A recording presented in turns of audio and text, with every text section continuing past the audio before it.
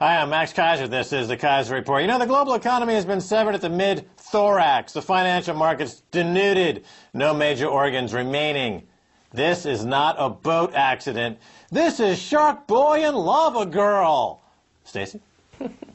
Max, that sounds like Jamie Dimon and Blythe Masters. MF Global, what happened to the money? Well, this is not a boat accident. The facts suggest that the customer money at MF Global was stolen twice, first by Corzine, next by JP Morgan. The system was twisted to hide the involvement of powerful figures with strong ties to the political system and multinational corporations operating out of New York and the City of London.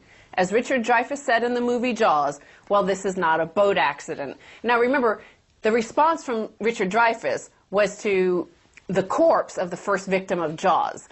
And to the public, to the tourists coming to Amity, it was a boating accident that had killed this woman. And of course, when he saw the body, he said, this is not a boating accident.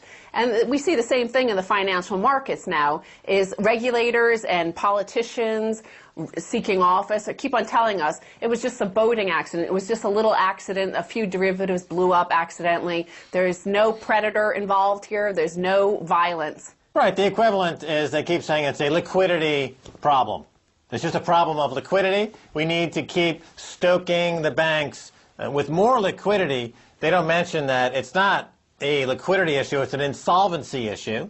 And as these banks go insolvent, as they go bankrupt, as they go to zombification, the mechanism to keep them alive is accompanied by austerity measures. So the austerity measures are in direct proportion to the cash transfusions that are helping keep the zombie banks alive. And no, this is not a boating accident. This is a outright predatory shark attack, and people are dying out there. They should be told specifically that this is what's going on, but they're being held in the dark to try to get them to play along and to go to the beach and to swim in these shark-infested predatory waters.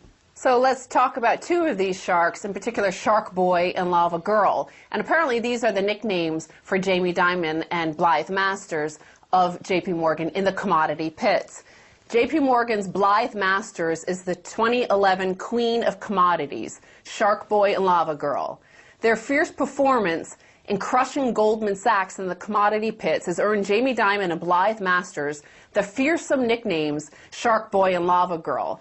Apparently, Shark Boy and Lava Girl are celebrating the fact that they beat their arch rival, Goldman Sachs. The earnings from JP Morgan, $2.8 billion from the commodity pits in 2011.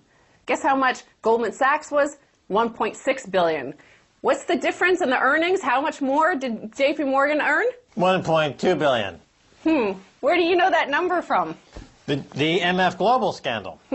So $1.2 billion, of course, as we started the show, is missing $1.2 billion.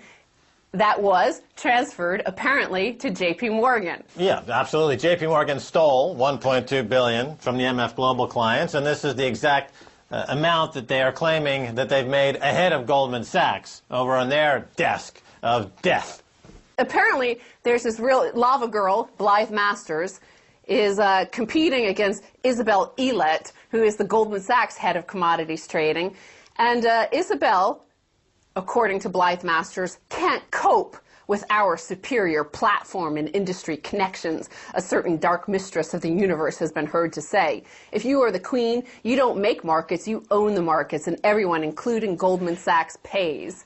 Yeah, exactly. They own the markets. It's a rent-seeking proposition. They have a monopoly pricing. There's no free market. There's no competition. They simply bludgeon these markets, you know, most spectacularly in the silver markets. You know, they would, for example, last week, there was 800 million ounces of silver traded in one single day. This is more than all the silver that's mined during the course of a year. This is directly out of Blythe's corrupt loins sprung this trading activity that smashed the price of silver just to keep in good with her paper god masters who hate gold and silver because they pursue the god of paper. Well, I thought with these two women, Lava Girl, Blythe Masters, and Isabel Elet battling out in the commodity pits, I thought I would jump in there.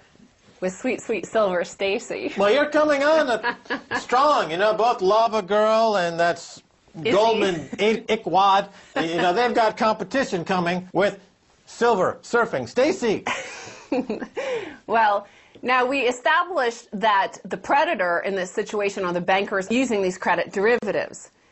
The quote here goes on, Ms. Masters gained notoriety for pioneering credit default swaps, blamed by many for the financial crisis. She acknowledged in a 2008 speech that she had been branded the woman who created weapons of mass destruction, although she defends the products, saying the people using them were at fault. Well, no. It's like saying the people who ate tainted meat are at fault for getting sick.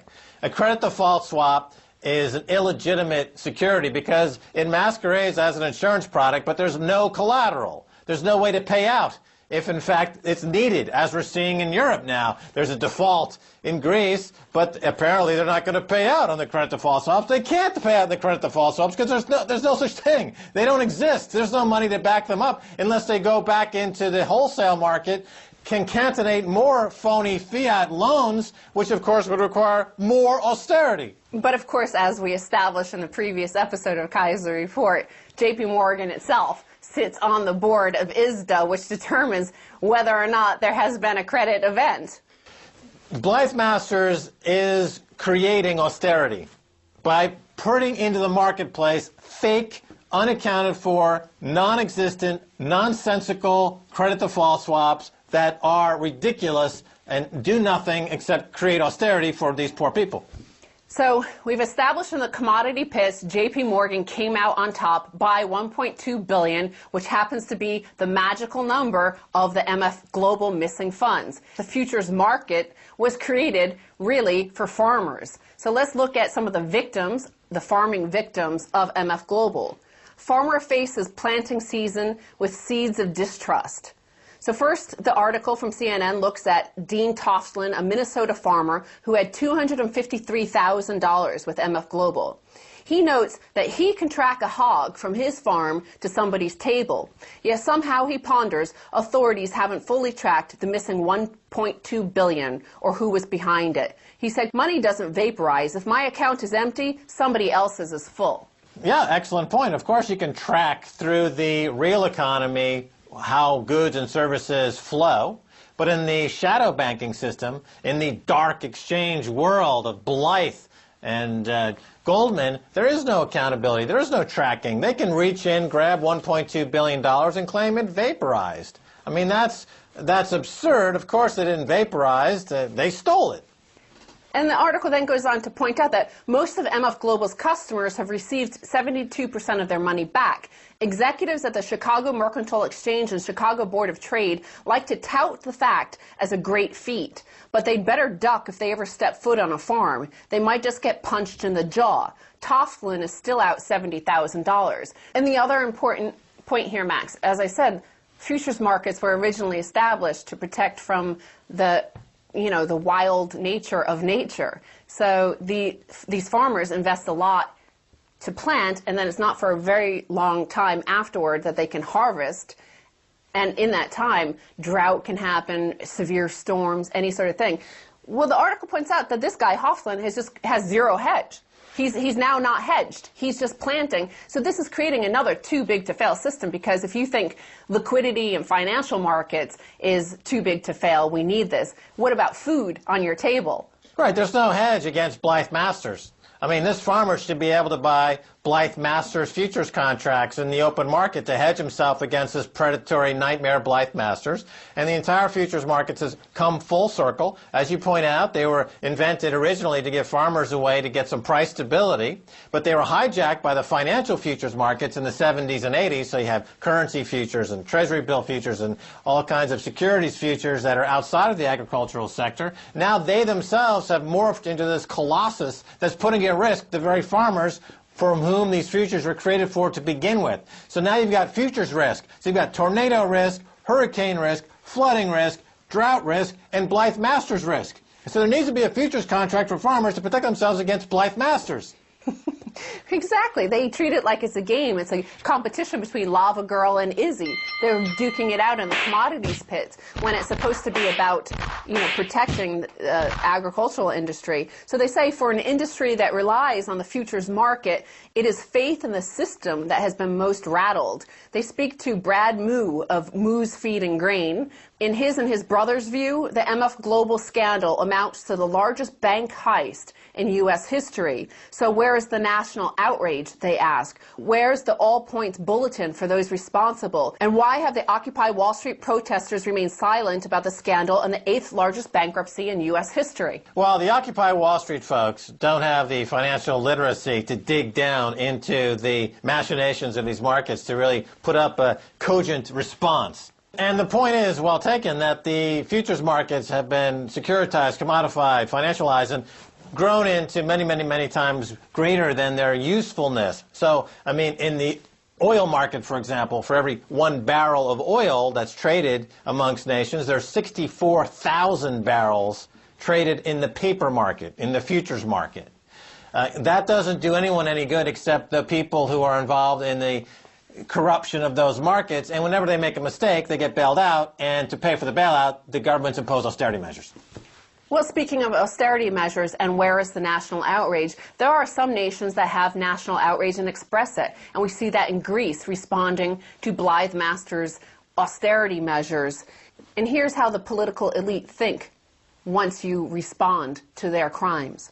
Former French PM, Greece could face military coup.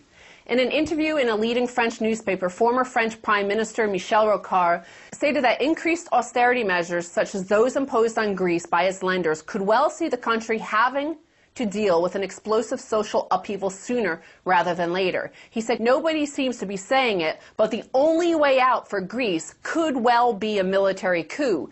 He said, while also expressing his belief that no nation can be democratically governed when you cut back 25% of its earnings. Right, so they want to go back to the junta. So they went from the junta to the troika and back to the junta. When are they ever going to have democracy? Well, exactly, but he points out, when you have to cut back 25% of its earnings, as we just pointed out, those farmers in America have lost 28% of their earnings. So do they need a military rule over them because they might get too unruly because they're upset that Blythe Masters and Izzy Elet from Goldman Sachs stole all their money? I mean, that's already a martial law in the U.S. You already can't speak up and offer any dissent. You're already surveilled 24/7. It's already a military coup. It's Shark Boy. It's Lava Girl. It's an unholy alliance of money and big business. Stacey Herbert, thanks so much for being on the Keiser Report. Thank you, Max. Don't go away. Much more coming away, so stay right there.